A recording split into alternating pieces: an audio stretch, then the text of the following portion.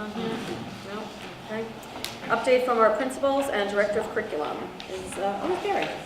I'm not sure. Okay, well, I guess Mary will go at the end, so we'll start with Andy. Yeah, Memorial so School. just recently, the admin team and some of our reading specialists got an opportunity to go receive some professional development from Lucy Calkins around the workshop model of instruction. And one of the big takeaways that Brandy and I had for our building was thinking about how to make reading, get on fire and have it be everywhere. And it was nice to see when returning from that PD, there were a couple things I felt right in line with that vision. So Brandy and I had the opportunity to serve as Superman and Super Reader Woman at an assembly for our kindergarten team as they finished up their Super Reading Power unit. So that was great.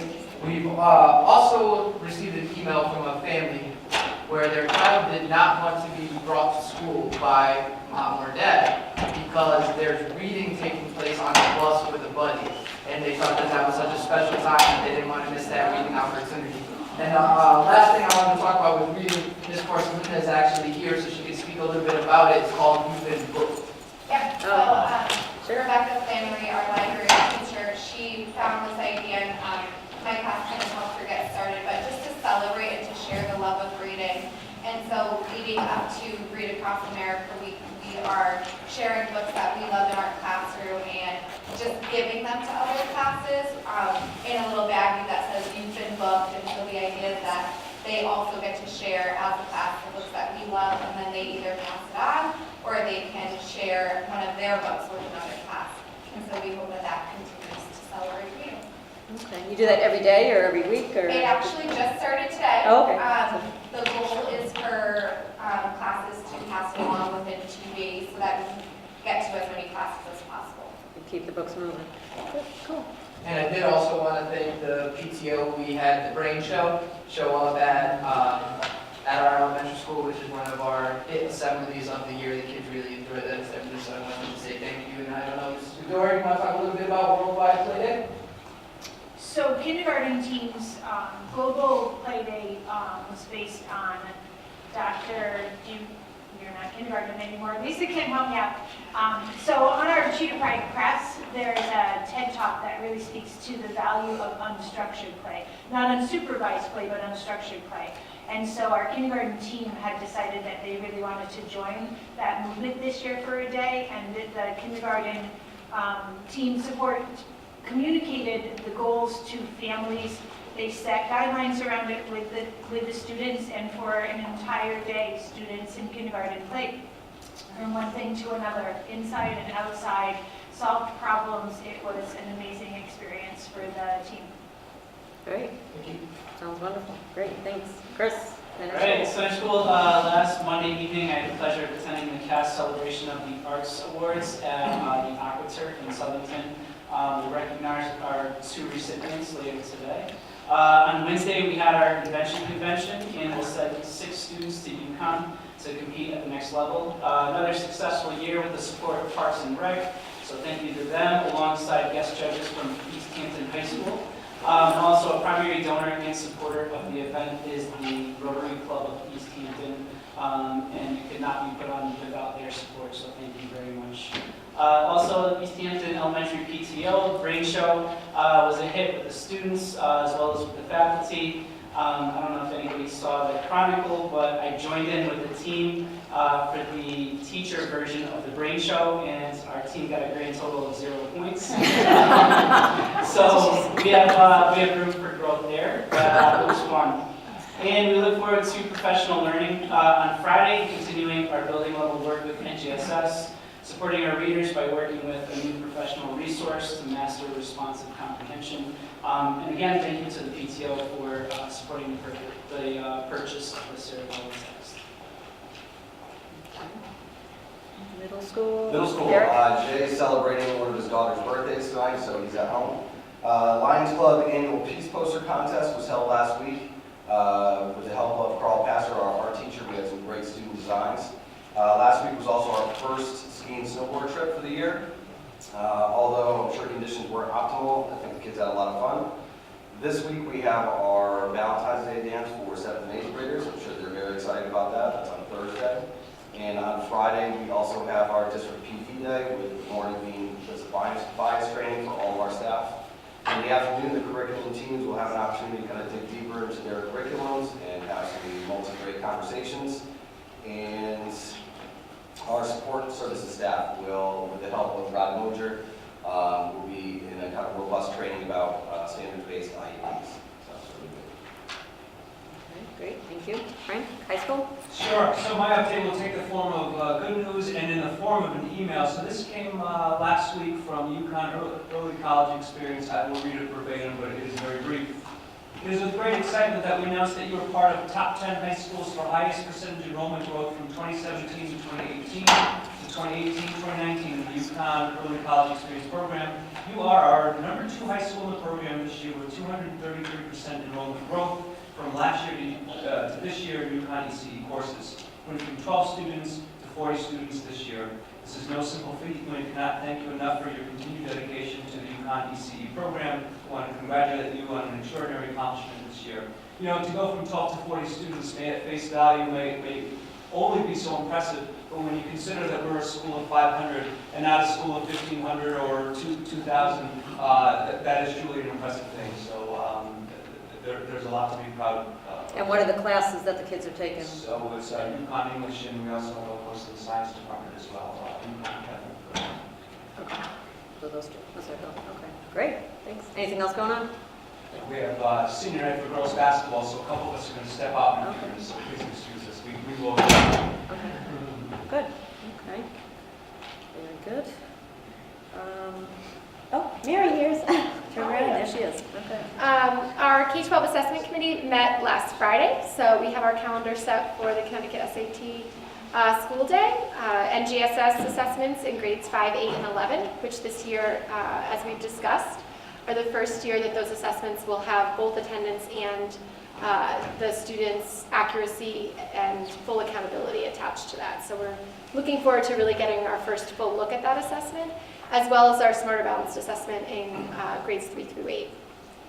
Last week, we were able to work with 2 grades that were really targeting around math instruction, grades 3 and 5. We were looking at the math workshop model as an instructional practice to really respond to some of the concerns the teachers have brought forth about how do we meet the needs of a diverse learning population, how do we make sure that we're maintaining pace to cover all of the standards that are required, particularly in grades 3 or 5. There's a lot of them. And to make sure that we're able to go back and reteach and re-expose students to content they've already uncovered. So we were really excited about the first 2 days of that work kicking off for them last week. Our administrators got to attend a session a week and a half ago. I mentioned it to you the last time we were here, but we were able to participate in a session facilitated by Lucy Calkins out of Teachers College at Columbia University. She was here in the state of Connecticut, really focused on leadership work around Readers and Writers Workshops, something that K-5 we've had in place for some time, but a great opportunity to really think about our district vision and our practices by both our building administrators and our literacy specialist team. We were all able to attend, so that was exciting. And really debrief last week about what we took from that and how we see translating that into action here. And considering that we've had that K-5 but have been growing it at the middle level, it was a great opportunity to look at what's been working, what we feel is really best practice in areas for continuous growth.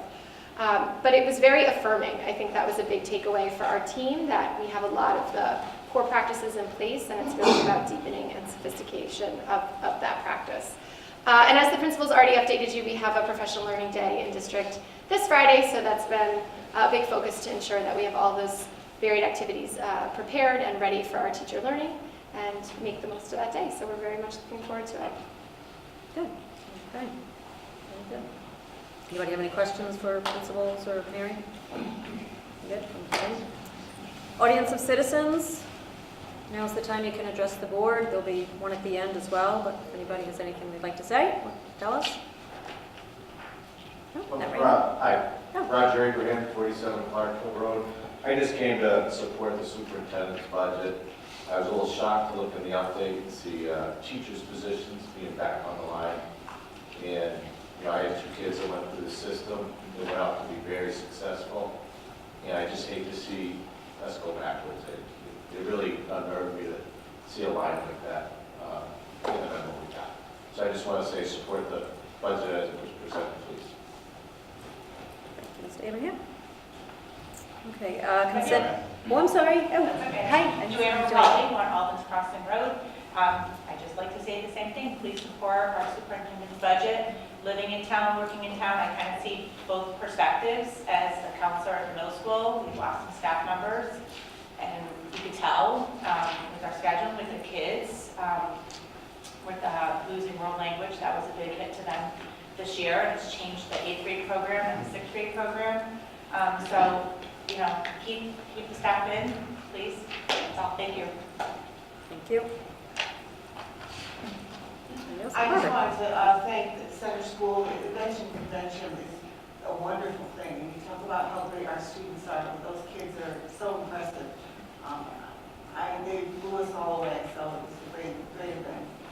Good, good, yeah, always is. Keep that going. Thanks, Barbara. Anybody else? Okay, moving on, consent agenda. Basically, only the minutes are on there from our January 28th meeting.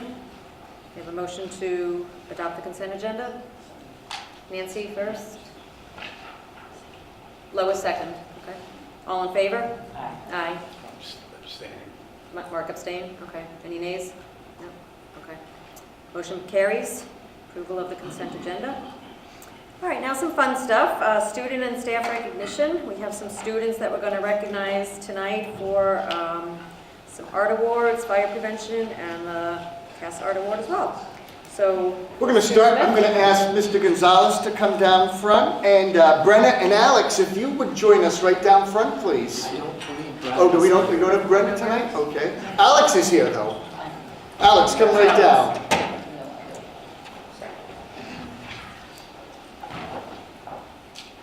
Alex, stand right here, because we're live streaming this, and it's going to be on video. If you would turn and face the camera. Excellent. And would you introduce the people you brought with you tonight?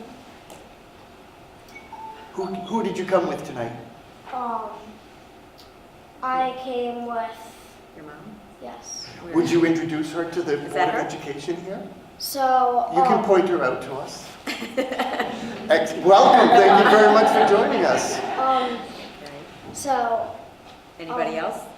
yes, my sister, Okay. And where's your sister? She hiding back there? yes. Yeah, okay. They see you twirling around back there? Okay. Excellent. Very good. Thank you for bringing them. So, Good. Wait, no, Outstanding. You haven't gotten your award yet. If it's okay with the board, I'd like to read Yes, a little yes, something I was about gonna Brenna say. and Alex. So Brenna, Mai, and Alex Malouf were both nominated for the Arts Award because of outstanding abilities in both music and art, as well as demonstration of high levels of citizenship at Memorial School. They're both leaders and role models in the classroom, and both are creative and take risks that drive their own learning. In music, Brenna exhibits hard work and determination to produce high-quality music. She is focused and driven to learn new music and progress through her recorder program. She takes responsibility for her learning and sets ambitious goals. In art, Brenna synthesizes media needed to best complete her own masterpieces during choice art. At one point, she knew she needed something for sculpture she was building, so she independently gathered items from home. In both classes, Brenna is a strong leader and a teacher to her peers. She cares about her overall success, craftsmanship, and creativity. She is always willing to lend a helping hand to her classmates as they solve problems for their own work. And for Alex. In music, Alex is creative and makes interesting connections to music learning. He has created unique musical compositions this year with lyrics that draw connections to other areas of his life. He is also driven to learn new music and has high expectations for his learning. Alex is an extremely reflective and vocal artist. He has harnessed the use of technology to document his progress and takes time to analyze his work. His reflections have helped to fuel him as a leader in the art room, unafraid to try and try again. His risk-taking has led him to some interesting discoveries, and he shares those with others to help them grow as artists as well. Congratulations, Alex.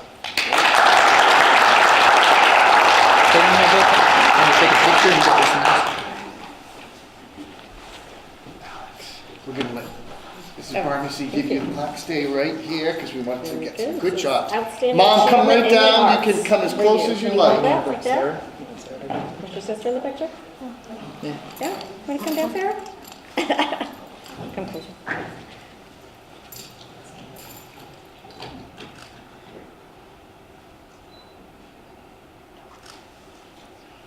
Good, Irene. Congratulations.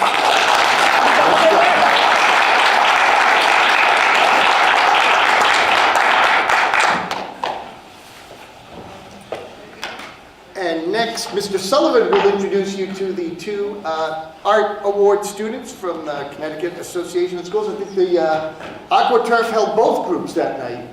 Was it 2 separate nights? 2 nights. 2 nights, excellent. Yeah, such a large event. So we have Logan and William. Both of you come forward. Did they give you a nice dinner at the AquaTurf? Yes. Nice. Very Very good. good, yeah, good food. Logan, would you introduce your guest tonight? I have my mom, and that's it. Excellent, thank you for coming. And William, Hello. how are you tonight? Oh, wonderful. And would you introduce your guests? Of course. I have my mom, my dad, and my little brother. Excellent, thank you for joining us. Thank you all for joining us. Right. Connecticut Association of Schools, through its Elementary Arts Recognition Festival, honors annually 2 outstanding students in the highest grade level of each of the elementary schools of our state. Each recipient is someone who has excelled in the area of visual or performing arts and who exhibits high levels of citizenship and cooperative skills. Logan Johnston is a student very devoted to music. He is a hard worker, plays with feeling, and is a model of citizenship as a member of band. He is a robust learner in general music class and sings in the chorus. Logan learned alto sax in 4th grade. By the springtime, he coaxed Mrs. Sprague to get him started on the flute. He has worked independently to be a successful musician on both instruments and is a true asset to the band. So thank you, Logan.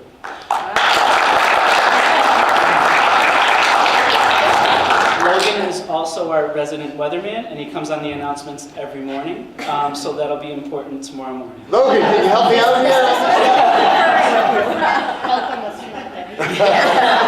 William Faber is a creative and talented artist. His passion for the arts shows in every piece that he creates. Over the past 2 years, William has produced inspired work that has impressed both students and adults. Besides his passion and talents in the arts, William is an outstanding addition to Center School. He always has a smile on his face, is kind, compassionate, and is a peer leader in our building. Congratulations, William.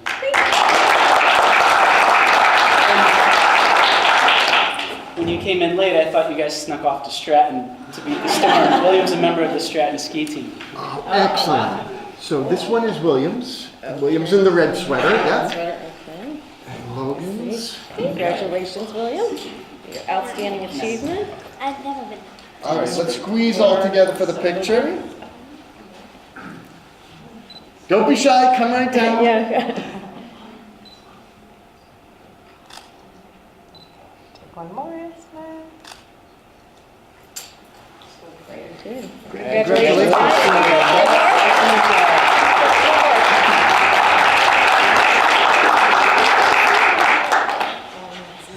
And then we're also recognizing the winners of the fire prevention poster contest.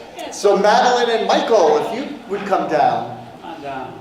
What do we have? Michael and Madeline. All right, are these the posters? The posters are, yeah, right up there as well.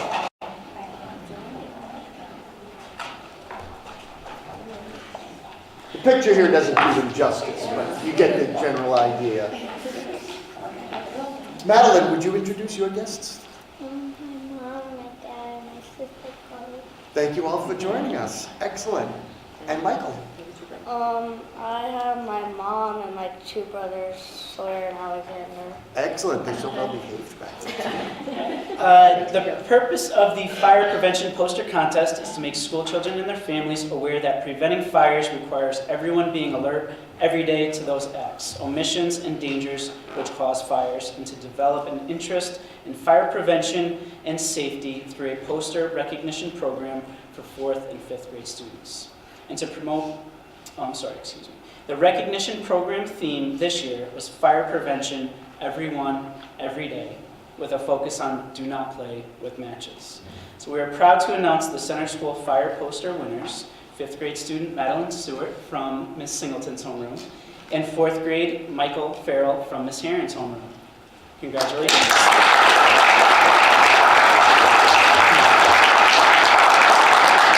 Along with this recognition, we're lucky enough to have both of our students receive a ride when the weather gets a little nicer on a fire truck to school. There you go, your wonderful poster and Michael. There you go, your wonderful poster. Congratulations, Okay, man. Oh, wait a Madeline, second, stay wait, don't right go here. away yet now. We're gonna make you famous here. Yeah, come squeeze in a little bit this way. There we go. Very balanced. Okay, one more. And could we just do a group shot with all the students who got a plaque tonight? Come right forward. Oh, yes, of course. Okay. Great, so you guys stay And you here. guys stay here and let's have all the students come Yeah. down.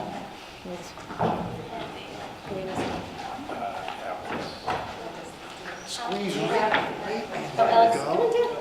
Are we missing something? Yep, he's coming. What you can get to Maddie, Alex, come here. That is one good-looking group. That's wonderful, that's right. Okay, 1, 2, 3. One more.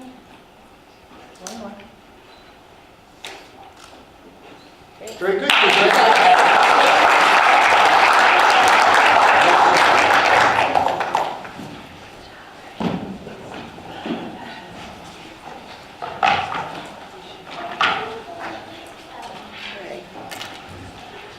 Very good. Great job, students. Thank you. Thank you. Take care.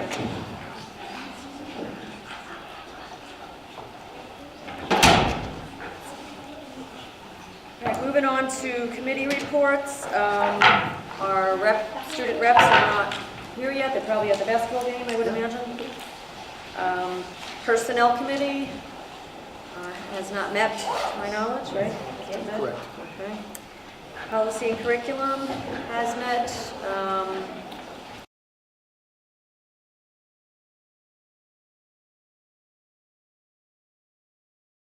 More first reads from tonight's subcommittee meeting on the 25th. Okay, sounds good. Finance, transportation, buildings and grounds has not met, but of course we'll be working on the budget tonight at the next meeting. Thank you for coming. Yeah. Thank you, congratulations. I did go to we had a Learn Board of Directors meeting last week. We had Patrice McCarthy there from CABE, just giving us a little bit of a legislative update. What's happening at the Capitol, with different possible legislation going through relating to education. You know, one of course is the talk of regionalization and ECS money and cost sharing, and although it's still very early, obviously, in the session, so we'll see what comes along of it. Everybody on the board should be getting emails from CABE about the legislative part of CABE that helps us keep in track, keep up to date with the legislation bills.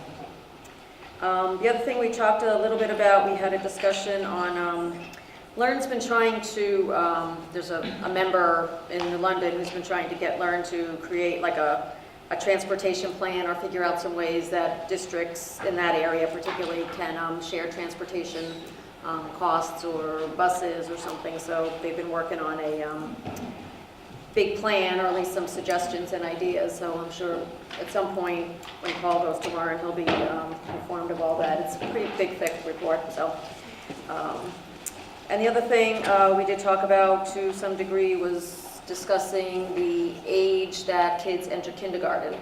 So we had a little bit of discussion on that, you know, maybe trying to slide it back. They had their early childhood specialist give us some information about what happened several years ago, I think, when they came up with a plan, but then nothing happened with it.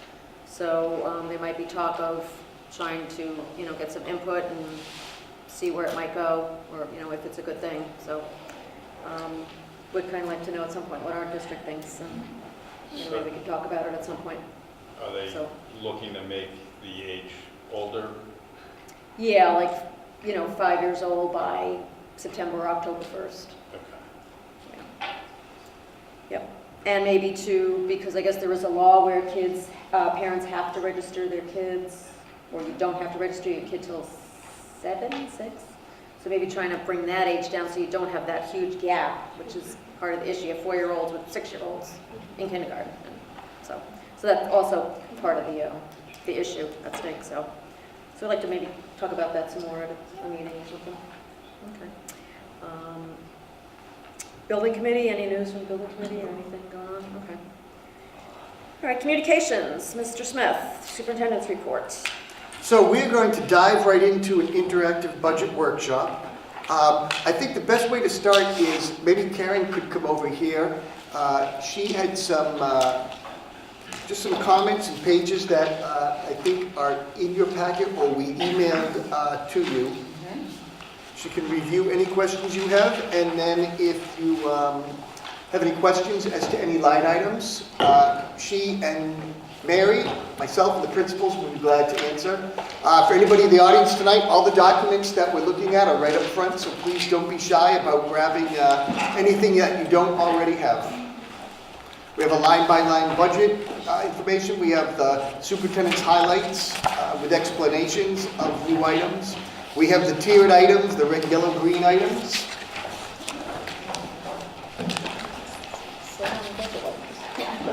Please come down. Grab one of each.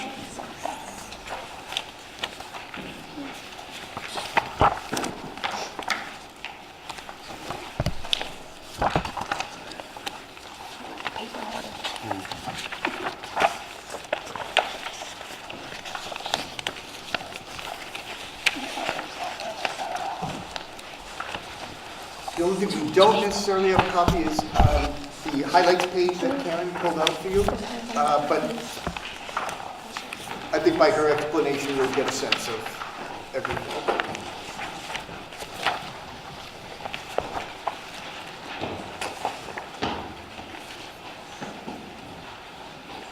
Would you like to start with any highlights from this? Which page is this? That one, I mean, just 4 pages. So you might as well get on all of them. Oh, yeah. Yeah, okay. Thank you. Have to pictures, it's the PowerPoint. Okay. Called risks.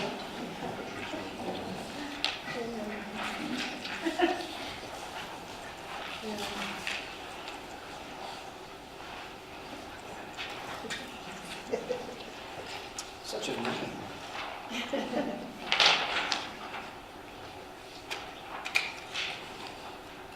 As we go through the whole budget creation process, which takes months, there comes a point where we have to take what we have going on in the schools right now and move forward with planning. That's the number of students,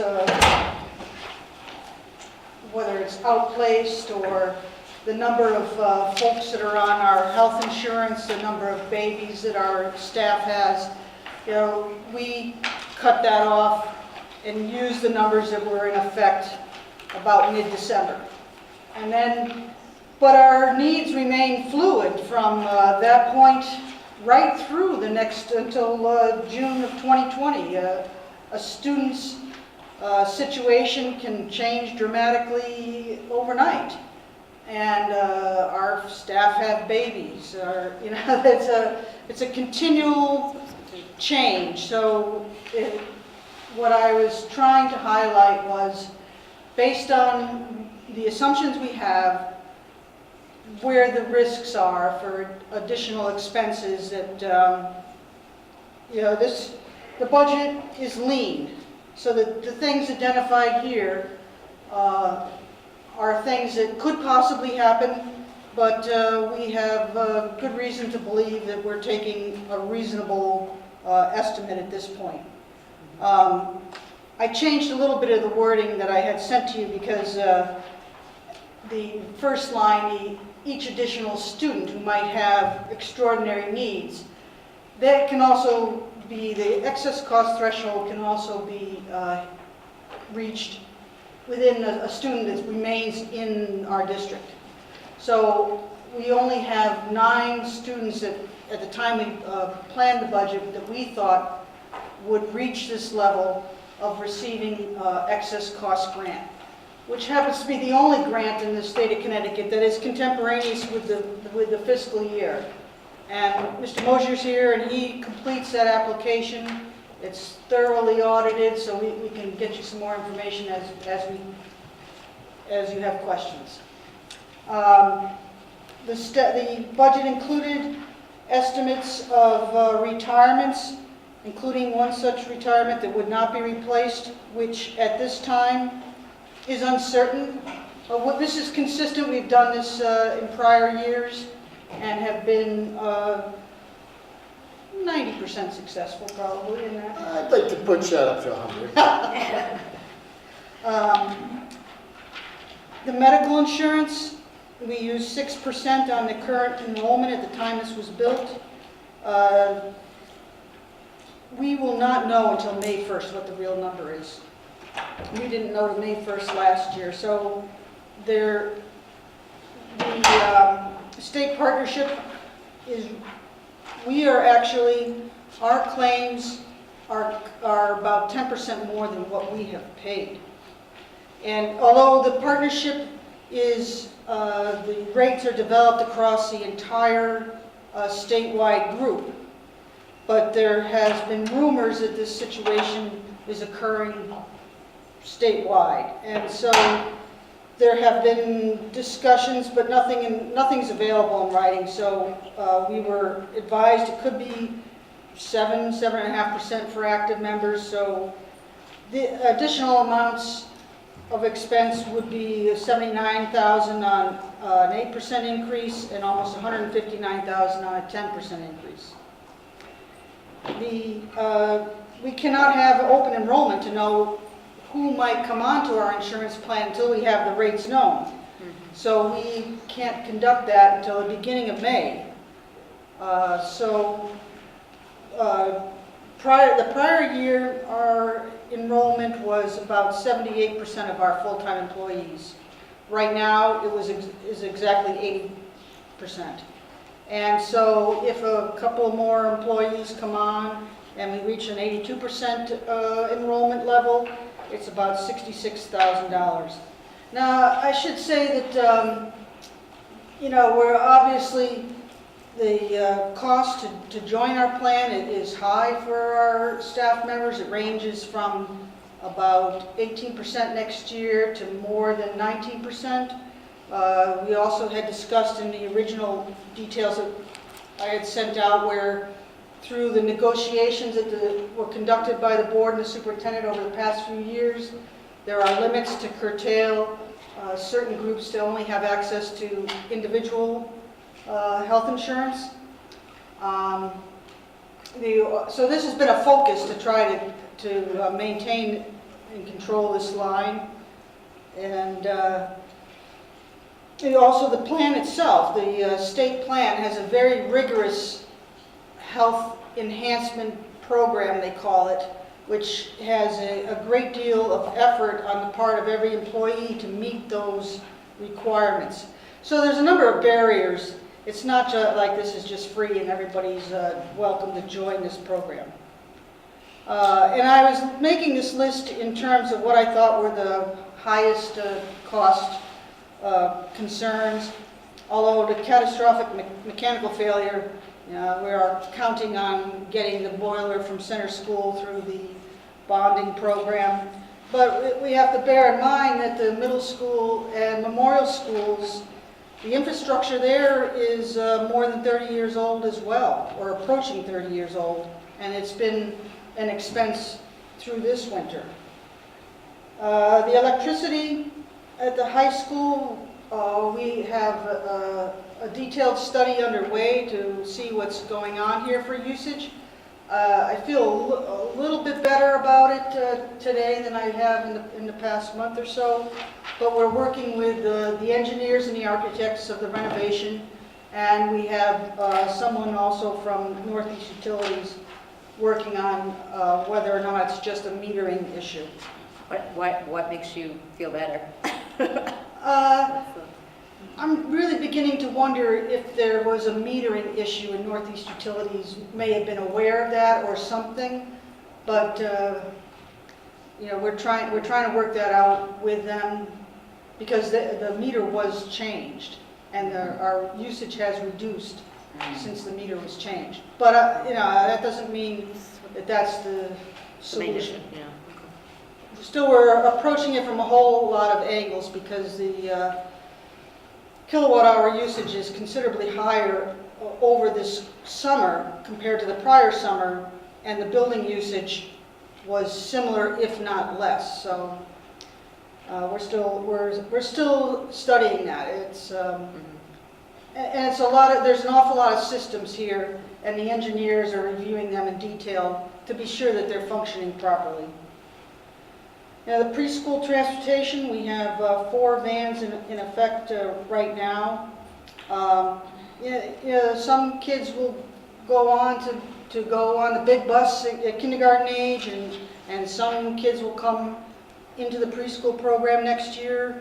As of by the end of March, we only have 3 seats left available on our preschool vans. So if more kids have to come on next year than go the elementary school, this would be a pinch point. And then there is the discussion of the minimum wage increase of a proposal from Governor Lamont to increase it to $15. So I built some assumptions of assuming that would not happen immediately, but beginning to $12 on July 1st. So, Karen, before you go on, I want to take responsibility for this philosophy of budgeting, in that we are budgeting for exactly what we know. This is the 4th budget that I've put together for the town, and I honestly feel like I can stand up at any public meeting and say our budget reflects exactly what we need. There's not $200,000 worth of contingency scattered throughout various lines. If we find that our electricity is high, if we find that we have mechanical failure, then we put other things on hold. The person to my right, Mary, is hoping that I'm going to release about $30,000 worth of curriculum textbooks and curriculum writing and things like that we are just putting on hold at this time. And, the budget is kind of on a soft freeze at this point. But I just don't feel like I can stand up. When I first came to town, there was a sense when I went to public meetings that the superintendent's budget was, I'll use the word padded with money scattered throughout, so that, if there was a $200,000 cut, all of a sudden there was $200,000 found, and there was easily could have been done without. So what we are doing is we are putting together a budget with very aggressive financial assumptions. We are putting together a budget that reflects exactly the status of the schools and what we need to move forward. And unfortunately, what results is if we do get cuts, then there are actual things that have to go. And I can't cut natural gas or electricity any lower than we have them. What it comes down to is teaching positions or programs, as you saw last year. But I would much rather be able to stand up and honestly say to people, in the case of this year, that 2.5% budget reflects exactly what we need to move forward. And should it be lower, there's not going to be these cuts to contingency lines, because we just don't have any lines that I could target and say these are just lines that I know we could do without 75,000 here, or 50,000 there, or 20,000 there. Thank you, Karen. Thank you. Karen? Yeah. I could just ask a question, make sure I understand the first item with the students who might qualify for outplacement, and then we could get the excess cost reimbursement. So for each individual student above the 9 that we've projected in the budget, you're talking about an initial cost of somewhere between 110 to 300,000. Again, each student's needs are going to vary, so it can vary that greatly. And then afterwards, after we get the reimbursement, we're talking about the 83 to 143.6. Correct. So I think that's important for everybody in this room to recognize that situation can have a very dramatic impact on our budget. Mm-hmm. And the numbers are significant. Even if it's 1 or 2 students, it's a tremendous impact. Thank you.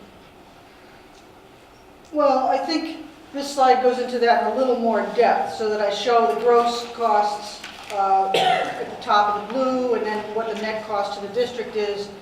for the highest individual, and then the average over the most recent couple of actual 2016, 17, 2017, 18. But I think that this is being a focus of the superintendent, the support services director, Rod Mosier, and the entire administrative team to build capacity internally with some really outstanding programs that have been essentially, they're like branded cost centers that have been named and developed to build our internal programming to support students here in a much better fashion. In fact, to such an extent that we have 2 students from out of our town coming now to pay tuition in Memorial School for the STARS program that was begun last year, I believe, and is so successful that when it's visited, when parents and staff from other districts come and meet Rod and Mr. Gonzalez, they're extremely impressed with the programming that's going on there. And we've been pricing that program in a way that helps offset our overall costs, including administrative costs, and still it's an attractive thing. It helps us build and our own internal capacity to serve these students. And you can see the numbers show why this approach was deemed important, because the numbers are large.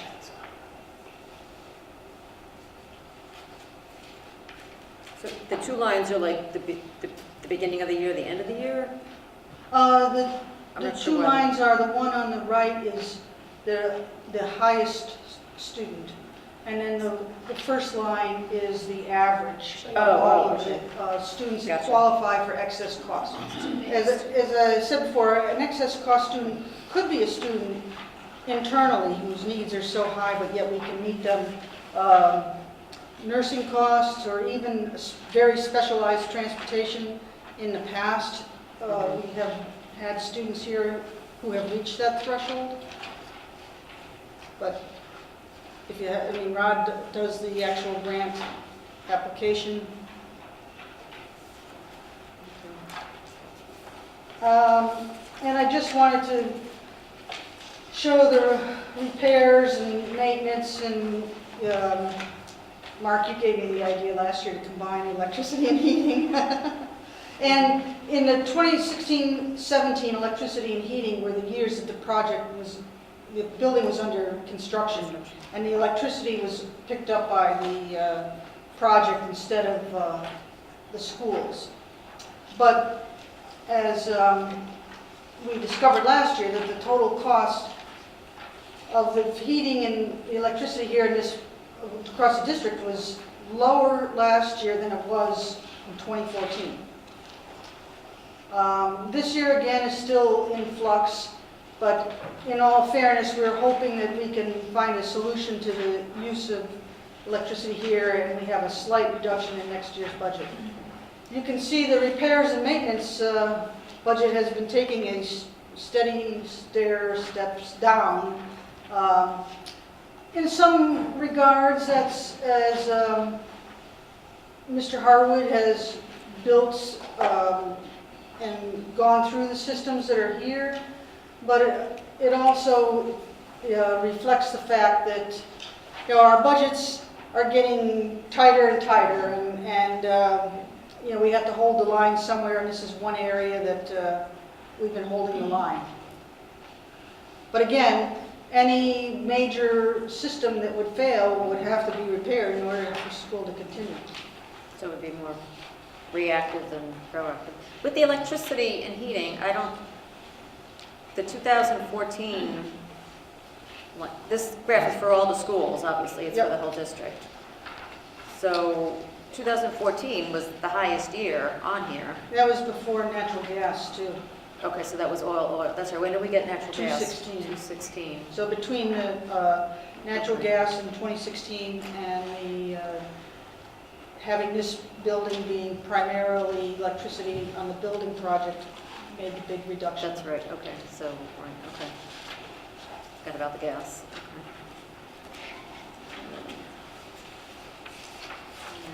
And then there is this uncertainty of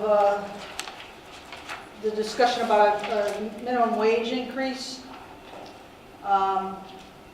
If it was to go to $12 an hour on July 1st, in actuality, none of our employees are paid below $12 an hour. Certified teacher substitutes are not technically, according to the Federal Labor Standards Act, hourly people. So that we can continue to offer the $85 per day, which is currently competitive with our surrounding communities. It's obvious, it's not super attractive to have in this economy where there's jobs at the Amazon Fulfillment Center for $17 an hour. But also subs that happen to fill in for non-teacher jobs. If we use a sub to fill in a para or another hourly job, technically they would then be qualifying for the $12 an hour if that change is made. I just put that up because it was something that was raised, a question was raised, and in fact today I received a Office of Fiscal Management from the state of Connecticut survey to give them an answer to just this question, if it was to be $15 an hour on July 1st. Wow. But I mean, I think that's, I hope, extreme, because New Jersey just passed it, may raise it in increments. I think it would be increments. Yeah. But, so in the first chart with the risks, you said that it would cost us $14,800 if $12 on July 1st, but you were talking more about the substitute Substitutes. teachers? Okay. Because then, just now you said we don't have anybody under, okay. Yeah. So for substitutes. And that's only if we increase the rate to $90 a day? Correct. Okay. But we don't necessarily have to do that? Correct. Okay. So that's the overview of the areas of possible concern. Thank you, Karen.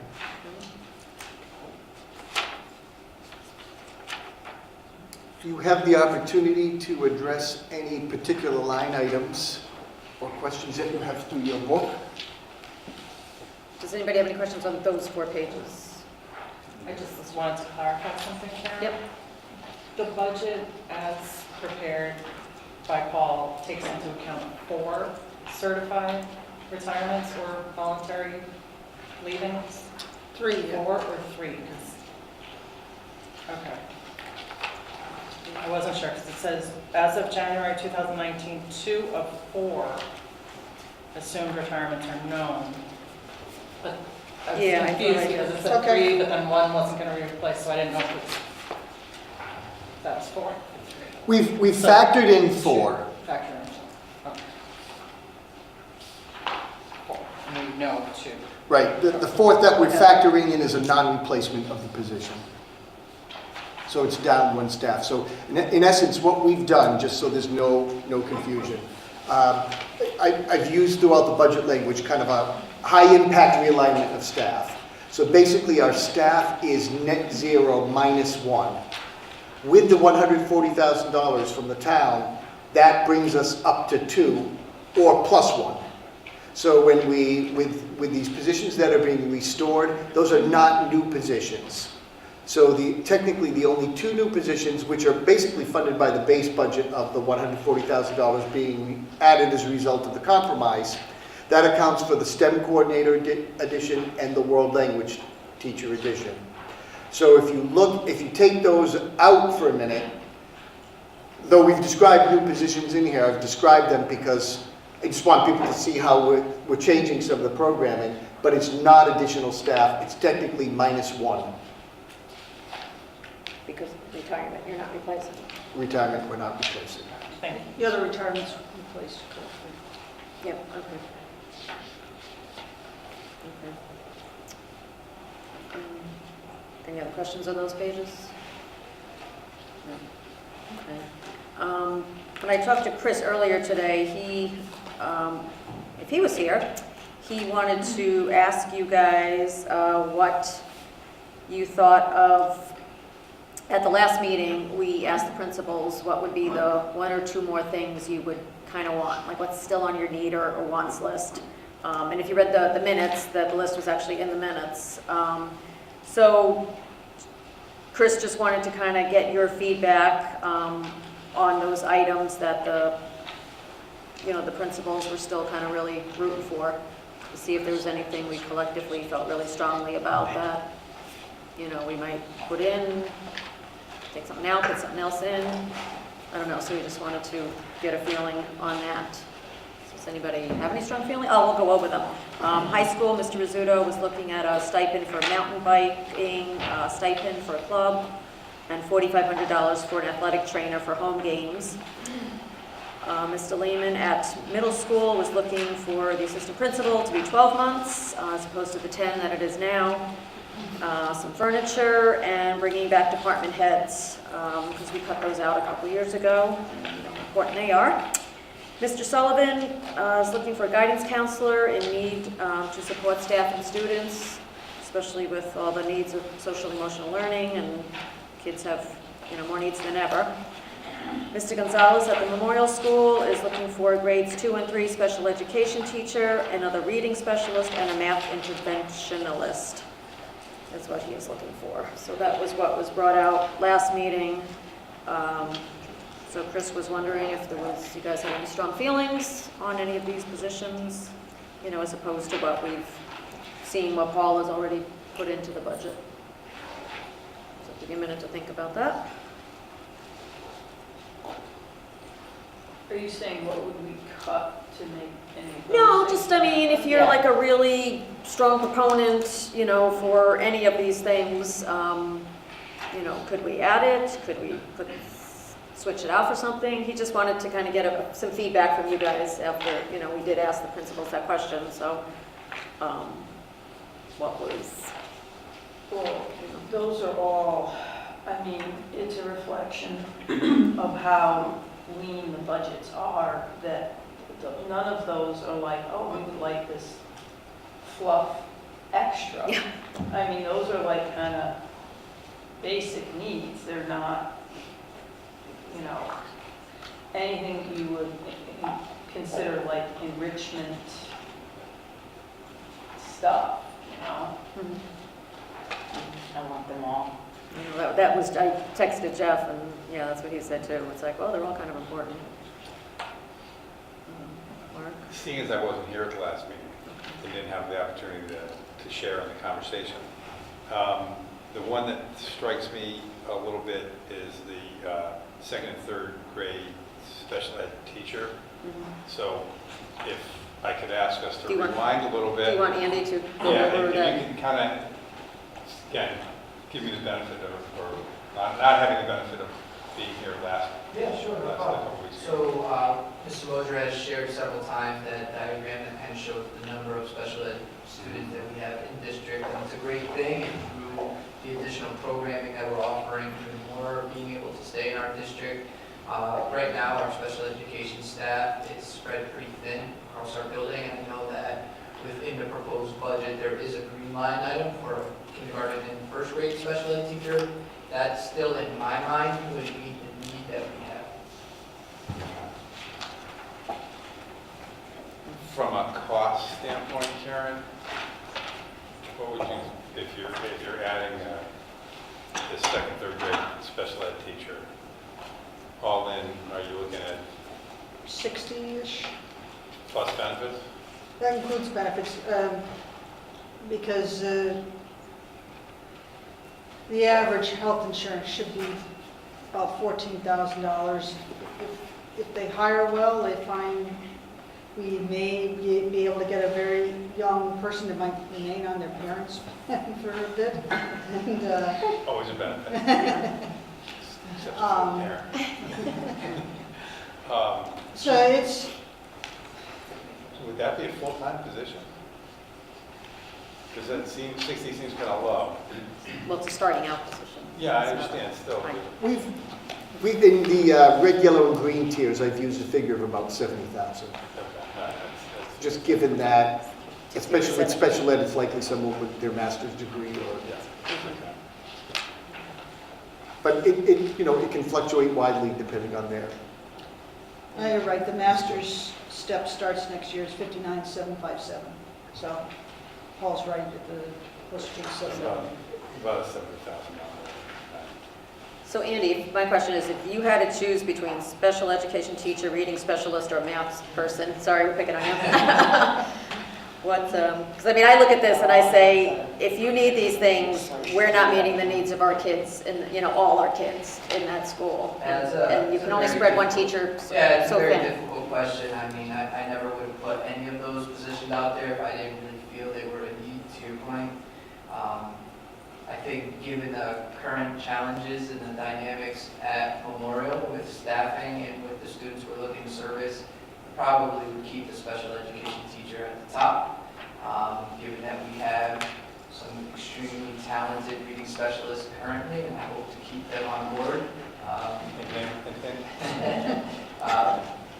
So if I was pressed, I would still keep the special ed teacher as the top one. But I still feel strongly that they're all a need. Yeah. Mary, do you have any additional information? Yeah, I mean, it's like choosing between your two children. I mean, you need both of them, is what you need. I mean, it's what the district needs ultimately. We had to make very difficult choices. Both of those positions, directly serve the needs of our youngest learners. And when we invest there, we're going to see those returns long term. So it's, a critical investment. And neither of those areas, early childhood literacy or special education, are areas that don't require our attention. So I defer to Mr. Gonzalez on the order, but I think they're both a tremendous need, and I completely understand his thinking in terms of putting special education first, because I know the circumstances he's referring to. But as a board, I want to emphasize how much you need both of those positions ultimately. And if I could just add, the relationship between those two is interesting, because if we were to invest with the reading specialist, I wholeheartedly believe that there's a possibility our special education numbers in regards to students' reading skills could go down, because we're getting that highly qualified person in to address those early learning needs of our youngest readers in the building. If we don't have that person, and currently we don't, then we have a high number of students who need special education support. And that literacy specialist would be actually a restoration of something that we had. Yes, is that Yes, yeah, correct? So it's not just something brand new to sort of throw into the mix. That's something that we had. We reduced. We had it reduced. Could really And think we're of going both. on without Yes, you're absolutely. There were 3, and there's now 2. And when you look at the size of the school, that's not the ratio you typically see, and especially considering we used to be a half-day kindergarten environment. We've really expanded the population at Memorial dramatically. And I think you could really look at both positions as a restoration in some ways. We did have 3 literacy specialists for a very long time at Memorial School. I won't quote the number of years, but historically speaking, that was in place. And as we've grown programming in special education, we haven't necessarily grown staff. So when you look at that staff are dedicated to certain programs, that means the areas of general academic support that Mr. Gonzalez is referring to in grades 2 and 3, it would be restoring the services there. So I think there's been a redistribution of staff in special education, and I see both of those positions as really a restoration. And if we wanted to look at them as both restorations, then I would take the math interventionist as well. Which is also I think that's important to remember. Yeah, these are things that we have. Is there an inequity as far as the special ed goes? The budget as proposed includes restoring, another restoration of a special ed teacher filled from within for K1. So is there now an inequality between K1 and then the 2-3 that we're talking about in special education? So The history of the Memorial School, when we added the STARS program 2 years ago, we took one special ed teacher offline. So what's in the budget is to restore one teacher. Based on the number of students, they could use another teacher. I'm not endorsing that because, particular, or pardon me? for 2-3, grades 2-3? I think even though we've identified it as K1, if there's one teacher, that person is going to be wherever the biggest need is. Okay. I think we broke it down because ideally there would be 2, but I have not supported 2 in the 2.5 budget. One of the things to consider is that, when we lose as many positions as we did last year, the needs don't change. I think that's really what Mr. Gonzalez's request reflects. If anything, they increase. Anybody have any other comments about that? I know you want everything, but. Okay, Mark? Not at the moment. Okay. All right.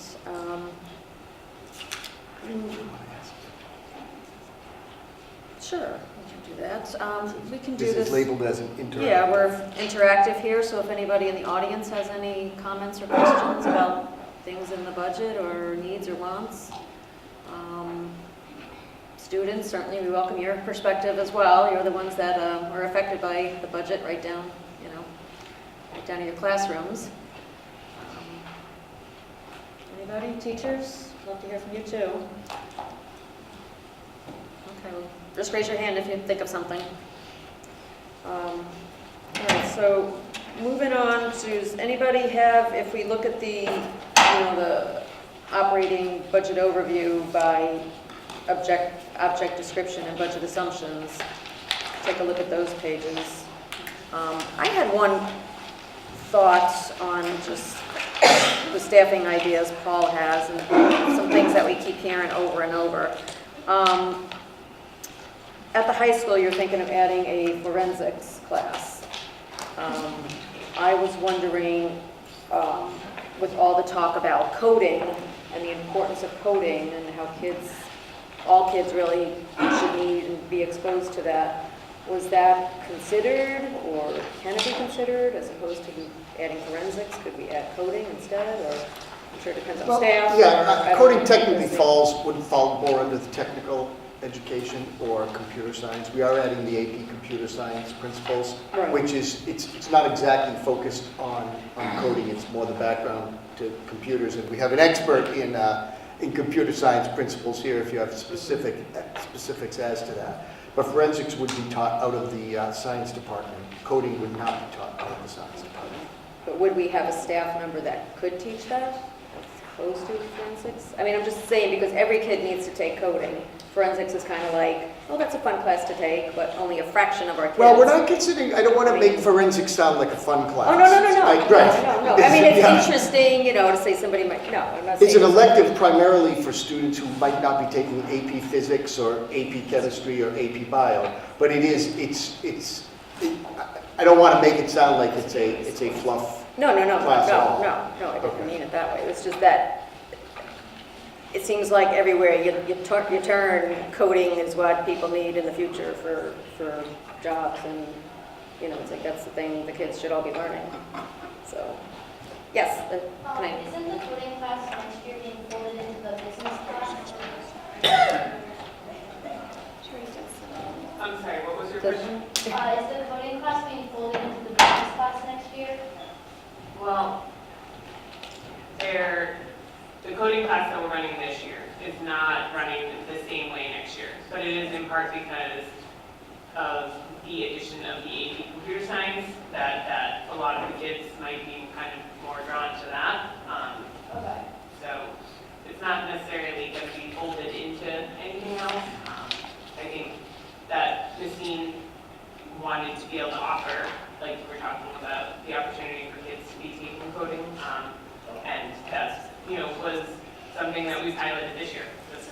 We sort of try to feel out different needs every year, however we can, and I think the idea of being able to add hoping to have the AP Computer Science will certainly give, just a little bit higher level to those kids that we're looking for. So we do have coding incorporated in one of our classes? Right now. Okay. Yeah, we actually, we do have we have 2 semester-long coding classes with Kristen Dean this year. One was first, obviously, one each semester. Okay. And that's under business or technology or who's? Because of it being with Kristen Dean. Oh, okay, okay. Okay, Yeah, so it's under it was that, under business, which I that think. purview, okay. Yep. Okay. Thanks, Caitlin. Thanks. Steve, did you have anything to add? In my district, we offer courses also in mobile computer science principles, which allows students to code apps for mobile devices. That might be something that you consider down the road. We offer the AP Computer Science class that Mr. Rizzuto is looking to add in the upcoming year. That's something we've had an awful lot of success with. And we also have students, a good number of students involved in our first robotics program. And they also have an opportunity to take a X robotics course during the school day. And there again, they have lots of opportunity to code. So I think there are probably lots of places in your curriculum where students could get some sort of experience with that. But my prior district also offered a course in forensics. And there I think that what you're training students to do is to think like scientists, which I would think is just equally valuable. Yeah. I wasn't putting it down, I was just kind of wondering if, but good thoughts. Okay. Yeah. I didn't mean to say it wasn't a good cause, I just meant did we think of this over this, since it's so. We should be doing both. Yeah, we should, and personal finance, I'm still on that boat. We do offer personal finance. Yeah, but not for everybody, every kid. You'd have to hire an additional business teacher, and we could offer personal finance to every student. That's what I'm aiming for. Okay. Every year for 40 years. No, just one, so they graduate, so they know how to balance 2 or the 3 checkbook and know different, what a credit card 2 or 3 is. additional business science. When you see people out there, believe me, people need it. Can I ask a couple of detailed questions? Sure. Yes, okay. I'm looking at the classified salaries. The increase from an overall standpoint is 5.82. And so in Memorial, the behavioral specialist category, now I'm looking at I don't know what you call it, but it's a real detailed pages. That's going up by 120,000. I'm assuming, but please confirm, that's the extra special ed K-1 individual you just talked about, was driving most of that increase. Well, so I think you're on page 30 of the detailed. Correct. And what has happened, first of all, was when we put the 2019 budget together, you folks approved a budget which was the classified salary total line, and then I became aware that I had to break down the staff within building levels, and so I didn't have a lot of time to get the budget from what you approved to July 1st running forward. And so in the communication with everyone here, I thought that there's $50,000 budgeted in center school for behavior specialists, which turned out they never were located there. They were located in Memorial. So really you need to combine the 340, call it 344 and the 50 to make the comparison of the 464. Correct. Okay. But that's still a significant, it's not as high as 35%, but it's still a significant increase. So I guess the question is, are we bringing on a staff person? Is that what's driving this increase? Yes. Okay. It appears as though there's a need has occurred in this year to add another person. And So Mark, in the, on the original handout that I gave out, that we described the addition, we are adding a BCBA, and that would be, we're planning to fund that by tuition dollars. Great. But the lower level specialists, there basically would be a couple, and it's directly related to individual student needs. Okay. And just, yeah. And then if you go to page 33, which now gets us in the middle school to the detail, the substitute line item is up. It's $32,000, just not a small amount, but it's not overly large either, but it's a significant increase from the prior year. Right. Could I get back to you with a look Sure. at the, I really look at the substitute line district-wide and then sort of And spread it allocate. out. So perhaps, I don't think that I have under-budgeted that line in total, but I may have spread it across the buildings. And I haven't added up all the substitute line items to see how it compares. How our substitute, I'm speaking of subs, how is that line item overall compared to the last couple of years? Are we getting more conservative with the end figure, or? Well, I have that. I could, I think it'd be best if I got back to you with that. Okay. I mean, it depends a lot on the long-term needs for filling for. Long-term subs and Yeah. things like that, yeah. So it can vary True. quite a bit from year to year, depending on how many maternity folks stay leaves out and- for a length of Yeah, time. medical leaves and things, yeah. Okay. Some question. Let's see what.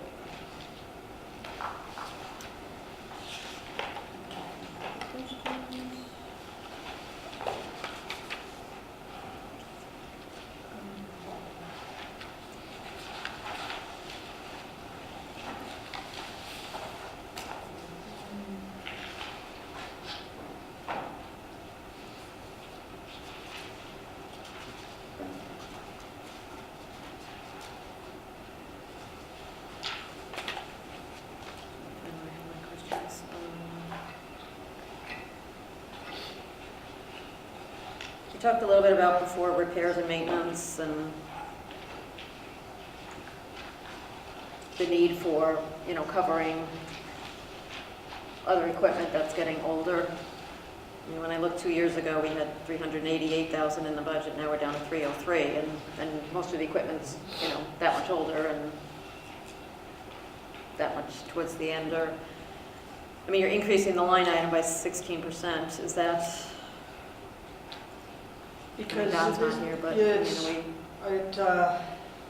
we were trying to take a more,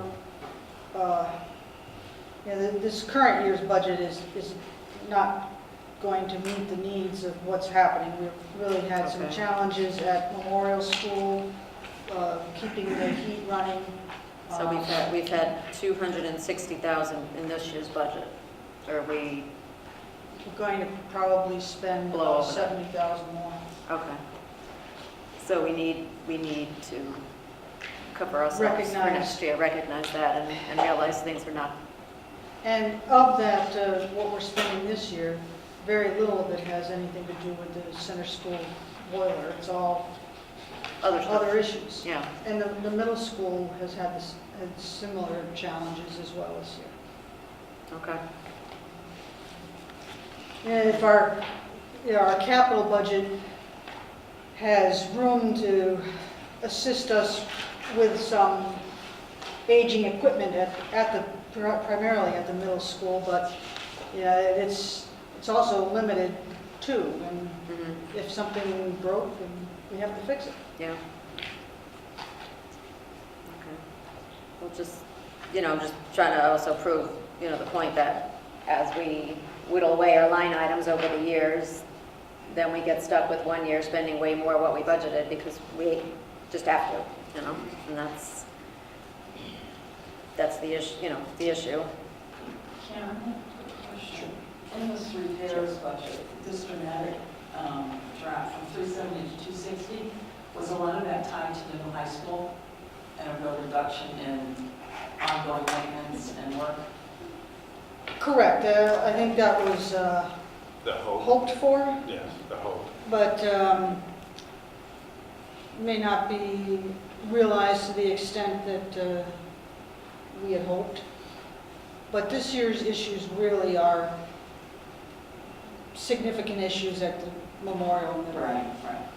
But I know that it's taking a lot of research and effort to maintain. There's a lot of, I haven't looked myself, but I understand there's an awful lot of equipment on the roof of this building that is requiring a lot of preventive maintenance and a lot of monitoring.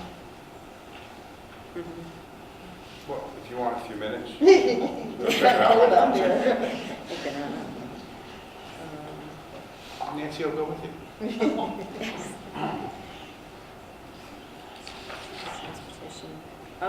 With the transportation contract, what were our basic year-to-year increases? What year are we in now with that contract with DETCO? Year third. Year two now, yeah. This is, we're in year 2 now. We're in year 2 now, okay. So what was the increase last year? 5%? We started with a very low increase the first year, and Yes, then and then you got it to a low the first year. And then we went to 8, 8, and 8. We started well below the neighboring communities, and by the time we get to the last year, we're going to be at a market rate. You know, it's a very challenging role to get folks to do that job. When again, you can work at the Amazon fulfillment for basically the same hourly rate. So it's, you know, we need to get it to the market so that they can provide us drivers. Yeah. Okay, so 4% increase in transportation this year. I think that is, it's an 8% increase in the rates. Right. But because of the changes as the programs have been building internally for special ed, there's been a steady decline in the number of students that are outplaced, which has a lot of different aspects to that cost, including transportation, any other services, and so we have no control over those sort of things. But what you see is that as the why it's not an 8% increase is because there's 1 or 2 less vans. Yeah. No, I was just wondering what the increase was with DATCO. So, because I know we started out low and then we're going up each year. You're right, I didn't list that in here, but I will, thank you. Yeah, okay. Yeah, maybe added information.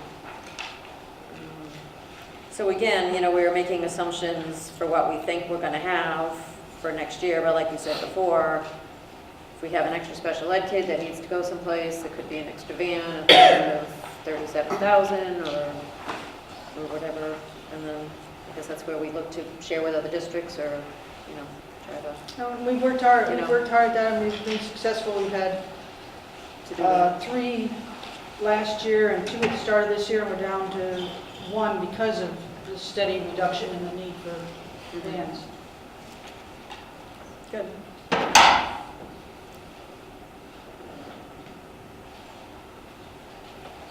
Karen, number,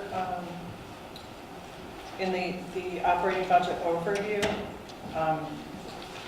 the category number 5641, textbooks, workbooks, has gone down in this budget quite a bit. Does that still includes though the materials needed for, for the AP courses, the additional AP courses, that's still in there somewhere? That 4,000 for the bio textbooks? Well, there's a decrease of 45,750. But could you give we're us able to do that with that? Yes. That level of decrease. Could you give us a breakdown on that category, just so we know? Because I know some of them are certain books that are every year we have to do that, just so we know, like every year we need to spend X dollars, and then we have the once in a while new textbook purchase, like what you were talking. Yeah. The big reduction Yeah, was from that there. there was a requirement to acquire some more Go Math product in the 17, this year, 18, 19. For now, yeah. Which has an extended license time for now, but we do have we did review that, and we do have a list. Yeah, so if we could just know like what's included in there, what it's like an ongoing every year, and then, you know, what maybe, Mary, you see like, well, next year we really should do this, or the year after we really should replace those books, you know. I mean, I know we're going so much more to online resources, but still, textbooks are, you know, certain areas are still. Yeah, I think when we think of text resources, Right. it really covers a wide range Right, of it's not materials. necessarily one book, it could be a Right. series of It could books be in science a or. text for a course, or it can be reading materials for kindergartners. Right. It's a real range Or of science or social resources. studies or whatever. Right. So it's, I would say it's like a conservative figure, but it's, you know, looking at the broader needs of the district, we can work with it. I mean, it's what the kids need in their classrooms, it's what they use in their classrooms along with their Chromebook. So Right. it's the tools. What's it's the represented in tools that, they need. yeah, and what's represented currently when Karen provides you that breakdown is just kind of the basics of what we have in place and some of the new course materials for those high school courses. So it's not really growing programming, but it's, you know, allowing us to maintain. Yeah, and it looks like from in the green, the AP classes, that the number assigned, the cost assigned to each, it's more than just the text. That's just why I was wondering what was in the number. Training, Or do you text, get supplies, because it's new. Correct, So so, like training. so typically we would want to send anybody who's teaching one of the new AP courses to a program. It's a week-long program. It's actually held in Connecticut at the Taft School. And it's a week-long training session because the curriculum has to be, or the syllabus has to be approved by the College Board.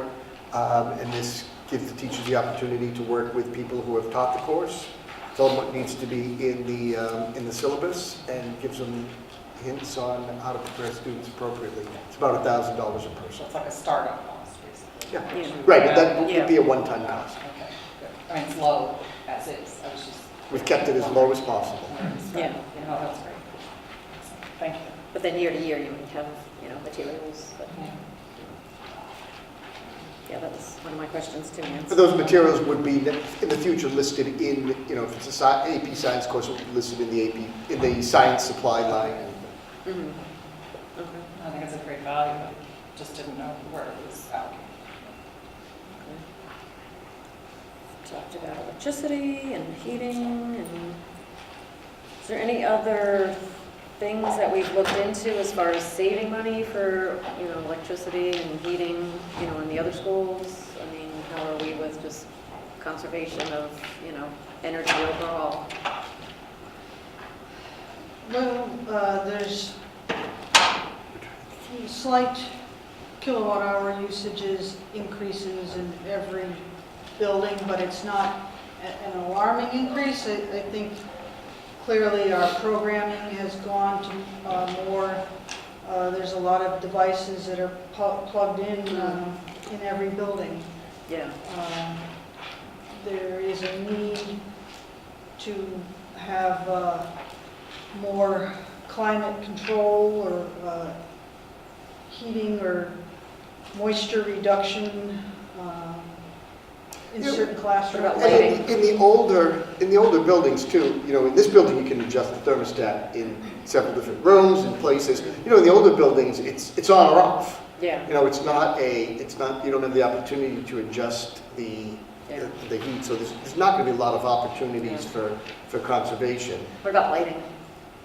Buildings are utilized. Well, the buildings utilized, but in a lot of places we've gone to the LED lighting. Yeah, where I know when you where were we in can, center you know, school with we've- Chris, you were Right. talking about slowly replacing. But that's, you know, that's an upfront cost to replace Yeah. ultimately, but then you have the savings. What percentage, like in the buildings, are we LED, like a Memorial? In this building, you'd be just about all. Well, LED. yeah.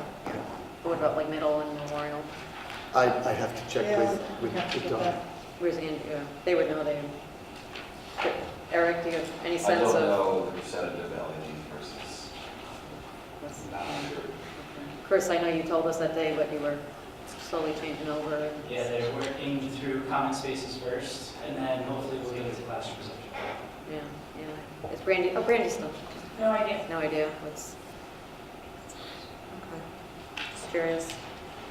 We can get that information for you. Yeah, yeah, just to see what we can afford each year to convert.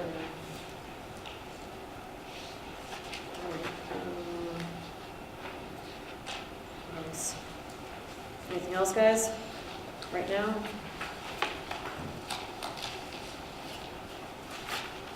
As you go through the materials, if you have other questions before February 25th, email us the questions. We'll just bring the answers right to the meeting. Because on the February 25th meeting, you do have to vote on a budget, so we can have that to the town hall on March 1. So I guess, if we look at, if people can find. Amanda, Oh, Well, with regard to the vote, I have to work that night, and I'm wondering if I can send in my absentee vote. yeah.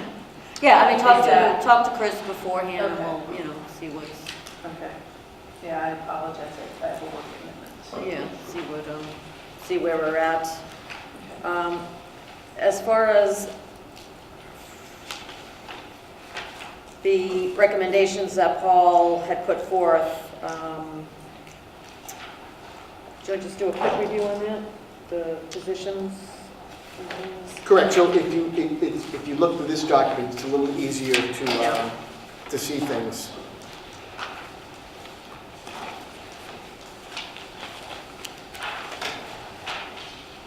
At the high school, we're restoring an English teacher. We're doing that through a realignment of the staff. That's not a new cost. The music teacher, you've heard, that's probably the highest request, moving the music teacher at the high school from 0.8 to 1.0. We've talked about the AP courses, but we're also adding a forensics course, a capstone research and project course, multiple theater arts courses. That'll be electives, and then a couple of English courses that will focus on drama and other appropriate literature.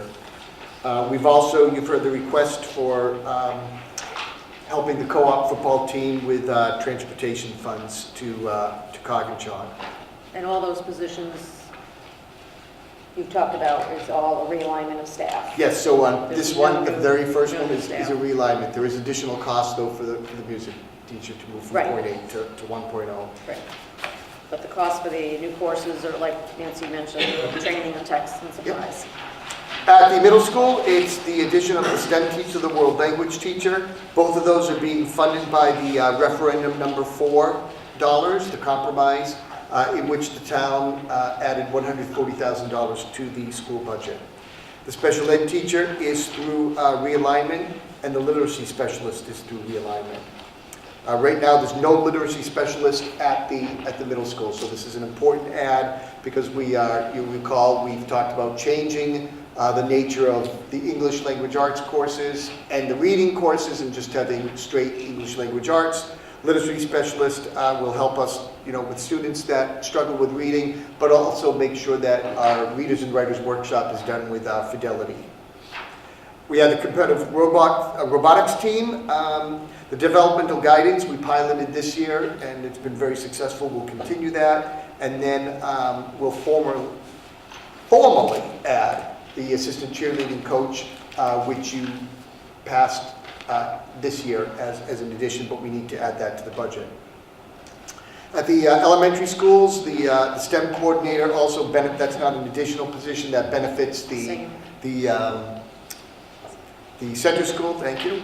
And through grant funds and $6,000, we'll be able to add a STEM and coding makerspace lab at the school. And then Reflex Math, the 24/7 math support program at both center and elementary will add. We are piloting Foundation Phonics this year in first grade. We'll add it in grades K and 1 next year. It'll replace the Zahner Bloser program that we have. You're doing That program's still in the other grades. Yeah.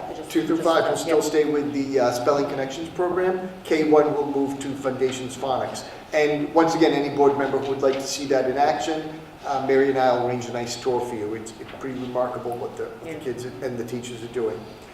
There's a restoration of the special ed teacher that we eliminated 2 years ago to start the STARS program, but obviously we find ourselves needing that position restored for the children that aren't in STARS.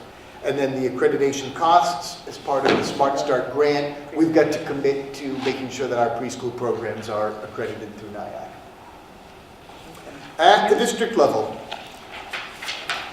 the BCBA that we're planning to add district-wide would be funded by tuition. We're adding additional professional development for teacher training, new programs, curriculum writing, etc. And then we talked about the safety kits, the trauma kits for each school at a cost of $500 each.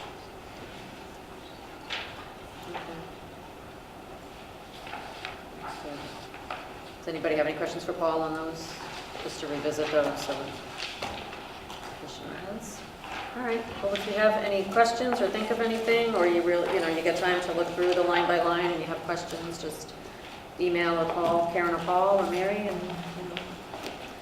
we'll get you answers. Yeah, please don't hesitate to give us your questions. We'll get the information in advance. We'll print it all up and share it with everybody, so you can ask the question. We'll walk everybody through all the answers, and we'll have that ready for the next meeting. And anybody can do that. Any member of the Board of Finance can ask. Anybody have a question? Ask. Call, yeah. Anybody. Town council. Yep. Okay. Let me find my agenda. We're still on 8.1. Where are we? Okay. Just at your place, there's a update from the tri-board. I know we had trouble getting some Board of Ed members to attend the second tri-board meeting. The information isn't overly relevant because only the education budget is kind of at a ready-to-vote point. I don't have a slide. They didn't develop a slide, so I'm sorry I can't share this. Right now, without the formal review process, the town budget is at an 8.7% increase. Debt service is at a 0% increase, and capital fund is at a 54% increase. Now, we know those are not the final figures. Should all of that go through with the education at 2.56, the town at 8.7, the debt service at 0, and the capital at 54.8%, that would be a 1.95% mill increase. So you can see with reductions that will fall obviously to capital, and when the town trims their budget, you're now looking at something around hopefully a 1 mill increase. Last year's increase was 0.89, so somewhere between that and 1 seems at least a target figure at this point. Though there was no commitment on anybody in the room, and for those of you that were there, correct me if I'm wrong, there was no commitment on, yes, this is what we want to see. I think people are looking past this year into future years when the town hall becomes necessary to pay for. But this year's budget that is approved, the town hall will not affect the mill rate. So stay tuned. There is one more tri-board meeting on Thursday the 28th at 6 p.m. They've tended to go 1 hour. So if you can get there, they are planning to talk about capital. So anybody, yes, it'll be in this room. Anybody who was on the capital committee, you could probably shed some light on that. But obviously everybody's being cautious because obviously the Board of Finance has not had an opportunity to sit and go through all of the budgets. So the tri-board meeting, I think, is just coming together to talk about overall philosophy, awaiting the Board of Finance the last week of March for them to do their review. I think it also sets some direction in that Maniscalco has to go to the town plan. He's got to go through it, and identify what's been completed, what's green, yellow, and red. And then I think they were also given the task to project what the mill rate would be, is your best guess, going out 5 years. I think it's a good exercise for the town, and I'm hoping that they will continue to do this every year. Because that's how you get your hand around where you're going. So I think that was a very positive thing to come out of that meeting. Paul, I'm sorry, did they specify a time for the 28th? 6 p.m. 6. 6 p.m., 28th, right in this room, and it's on that new calendar that I gave you at your place. The calendar that's in your packet, I've updated one. There's a fresh calendar at your places. It's included in there as well. I just had a question. I don't know. I was not able to make the last board. Was it the first one, but not the second? I don't know if this is correct, but was there discussion about the town council possibly pushing a referendum back? And if so, is that something that we as a board, with our considerations, It was talked about, and I think it has to be looked into what the statutes are and what, even pushing our vote back a few weeks. So it's all being looked into as to what the legalities are. Does he have an answer yet? Well, the board budget by law is due to the town, and the wording is something along the lines of 2 months prior to the date when the appropriation is set. Now, you could imagine that date either being the referendum or the town hall or the town meeting before the referendum. I think we need to be prepared for March 1. That's the date we've traditionally dropped it right off at the town hall and said, here is the Board of Education budget. As far as the referendum, I think, obviously a lot of people are waiting to see with the biennial budget, is the state going to push for something before October, which they met 2 years ago. I think a lot of towns are hoping that they're going to come in sooner. I'm hoping that the legislation has a commitment to, instead of looking at all of the legislative bills that are in front of them, start with the budget instead of starting with all the bills in front of them. I had coffee with Norm Needleman last Friday. He was with a group of superintendents. I've invited him to attend one of our Friday morning coffee with the superintendent, so I'll send out a big invitation once we pick a date. I'm hoping it's sometime end of March, early April, so we can just get a sense of where the state budget is. Joanne, I went to the legislative meeting, legislative breakfast 2 weeks ago, whenever it was, and there were, I don't know, maybe 5 legislators there, and I think one of the points that was made was because of what happened to us last year with, here's your money, but we're not sure, and then we pass our budget, and then it was like, oh yeah, you are getting that amount of money. So it's like, just stressing to them that we need to know what the figure is, and it can't be a wishy-washy number. You can't give it to us and then pull it, and just because of the havoc it created. So I think the legislatures that were there understood that, and that it's important for us to have a number, and so we can work with it. Don't we have considerations about, I would hope that it wouldn't come to this, but if we had to give notice to Right, May 1 is employees, our deadline for notifying staff. Yeah. So it's difficult when a budget is voted on in June.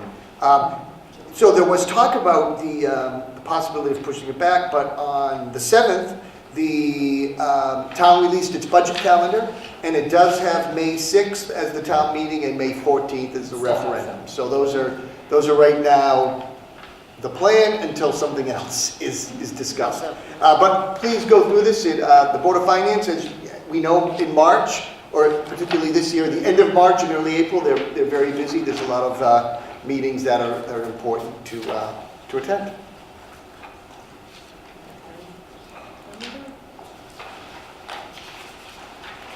Enrollment report? Yeah, just quickly on enrollment, I thought you would find it interesting that over the month we gained 7 additional students, all at the Memorial School. Yeah. 2 additional students in pre-K, 1 in kindergarten, 2 in first grade, 1 in second grade, and 1 in third grade. Wow. Say that again, 2 in pre-K? 2 in pre-K, 1 in K, 2 in first grade, 1 in second grade, and 1 in third grade. You guys giving away ice cream over there or something? Is that why?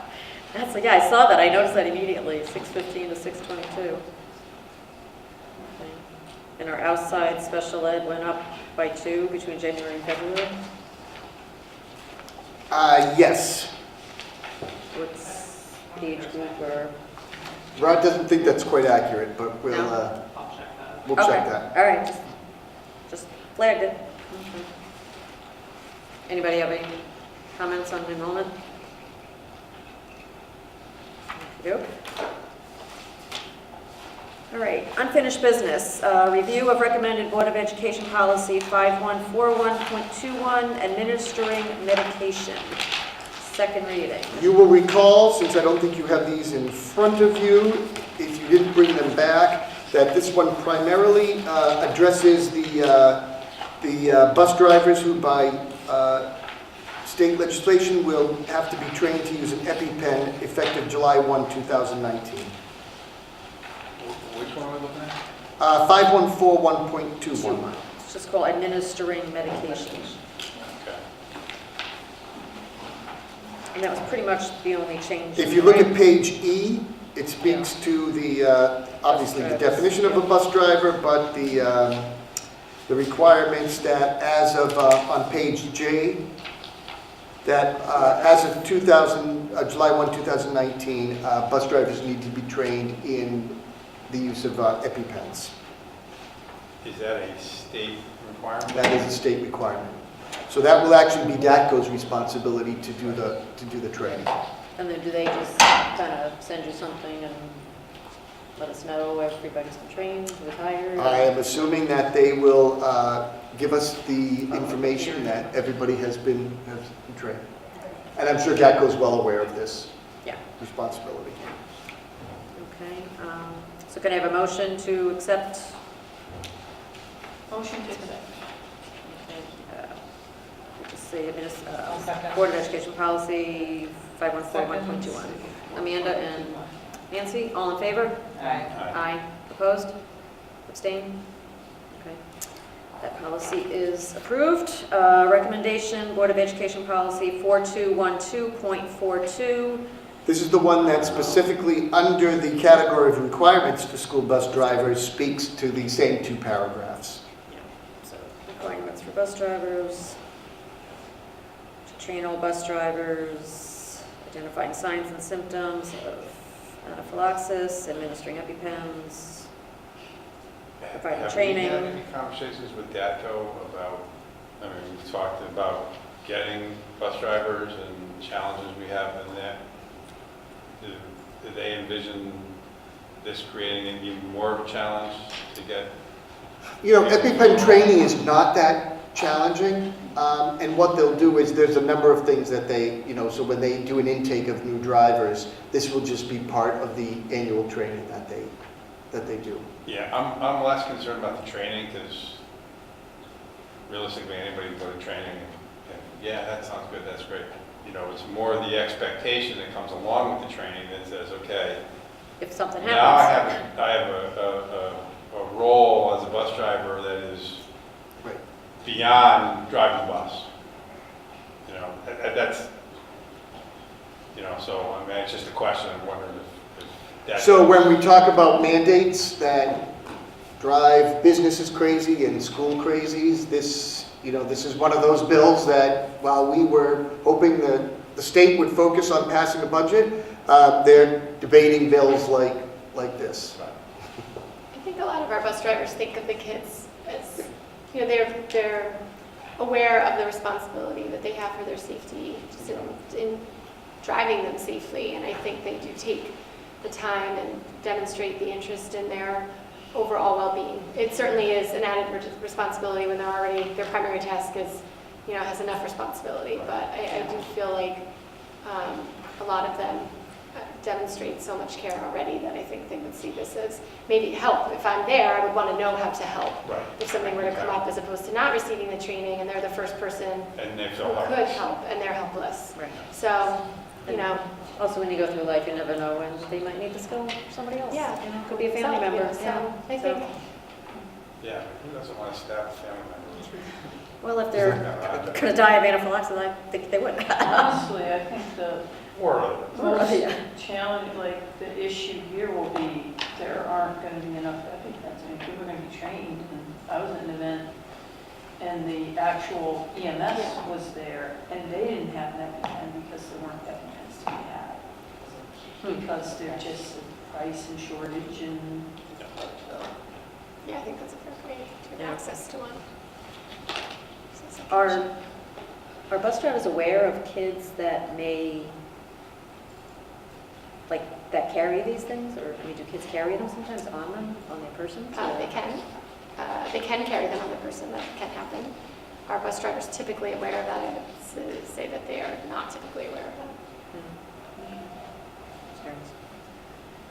All right, so can I have a motion to accept the recommendation of the Superintendent of Schools and the Board of Education Policy and Curriculum Committee and approve Policy 4212.42, requirement for school bus drivers? Motion to accept. Amanda and Nancy second. All in favor? Aye. Opposed? No. Motion passes. 10.3, recommendation of policy 3541.35, procedures to be followed in the event of a bus accident. So there's no change to the policy, there's updates to the regulation. There's some wording changes based on feedback from the administrators and the police after one of our bus accidents. Okay. And we have realigned the statements to line up with our actual safety plans. Any questions on that one?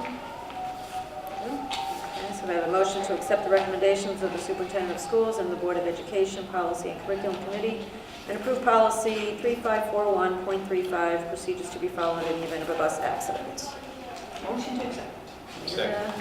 Mark second. All in favor? Aye. Aye. Opposed? All right, motion passes. All right, set those aside. Everyone's next meeting. I don't think there's any new business, future business. Obviously, future is still budget. If you have any ideas for other presentations you'd like to see or information, once we're done with all the budget stuff, let Paul and Mary know. Personnel actions, nothing. Audience of citizens, does anybody have any comments? Now that we're... I'm Rachel from 11 South Main Street. I just want to speak to two things that are near and dear to my heart, and that is I really advocate for the world language teacher at the middle school. I think that is paramount in our global economy to educate students in languages, and also the foreign language teachers really educate more in just the speaking of language. They also introduce our students to different cultures, which I think is also very important in this day and age. Secondly, I highly advocate for the music teacher position going from 0.8 to full-time. Mr. Brown is an integral part of the faculty here at our school. He does numerous things that I think go way beyond even some full-time faculty people, do here. So, anything that we can do to encourage him to stay here at the school, is much appreciated. And also, I just want to remind that another parent here said that having something like an AP music class is something different that students can have on a resume. And also, if the music classes are something that keeps the students engaged and involved in the school, so that they come and complete their basic courses as well, is something to be said for. Lastly, I want to say that I think given the potential change in minimum pay, be very careful about the substitute pay that you're offering. I have talked to substitutes that have worked here as well as at the middle school building, and I do know that some choose their jobs according to what pay they get. A lot of them substitute in multiple districts, and if they get an offer from another district that pays $100 a day versus our $85 a day, they're going to take that. And if, that balance is going to shift, we have to pay close attention to that as well. Okay, thank you. Thanks, Erin. Anybody else, audience and citizens? Good. Okay. We have the calendar of events of things that are going on in the schools, in your packet here. All right, so motion to adjourn. So moved. Second? Mark and Nancy? Aye. All in favor? Aye. Thank you very much.